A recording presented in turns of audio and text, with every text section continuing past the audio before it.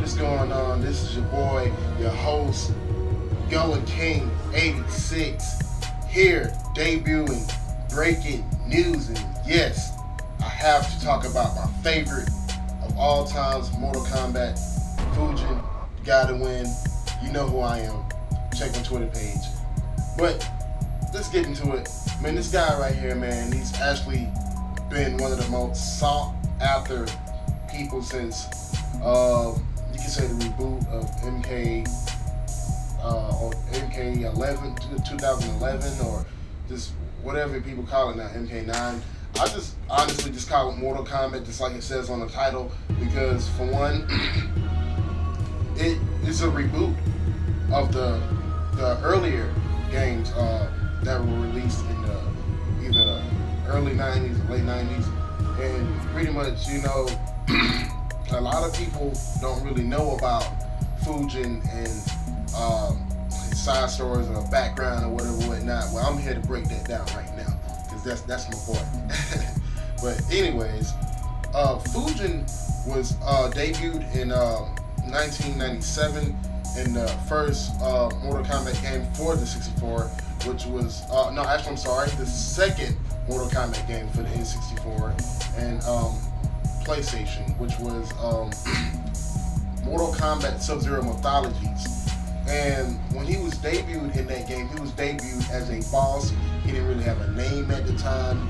All we know is this guy, he had on a cape like he was Superman, flying, doing a tornado or whatever, whatnot.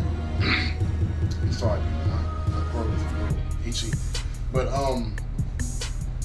then Mortal Kombat 4 was released, I believe, either a month or two right after Mortal Kombat Sub-Zero Mythologies. And also, I believe that game had a little story, a little, you know, some type of tie to do with, you know, MK4, because if you play the game, it has a story, and pretty much like the story ties right into Mortal Kombat 4 storyline. I mean, but the origins of either Fujin, Raiden, or Elder Gods, or the pantheon of the Elder Gods, that's where they reside. And Fujin was introduced in Mortal Kombat 4 as the god of wind. A lot of people thought that he may have been Raiden's brother, but at the end of the day, it was deconfirmed that he was not. He was just another god which worked alongside with Raiden to help protect Earthrealm. And then what happened was it was an invasion after the release of Shinnok, a fallen Elder God that was, I believe, he was either imprisoned in NetherRealm, I could be wrong, and or somewhere else. And it was a sorcerer everybody know by the name of Quan Chi. Like I said, plays a big role in the game, also Sub-Zero Mythologies. And he was on a mission to gain the amulet of Shinnok, which helped free him from his prison. And upon being released from his prison, the first thing I believe Shinnok did was exact revenge toward the Elder Gods and all the forces of light, good people, whatever. And you know, he went in and he wreaked havoc and he destroyed it. You know, he tore it down. Fujin was found unconscious after he fell from the heavens by Liu Kang and Kai, which, like I said, again, the guy has an important role. I've been tweeting Boom since I know it, since I first started Twitter, and him and NetherRealm has been lip tight about this guy. So that's why I think he's going to be in MKX.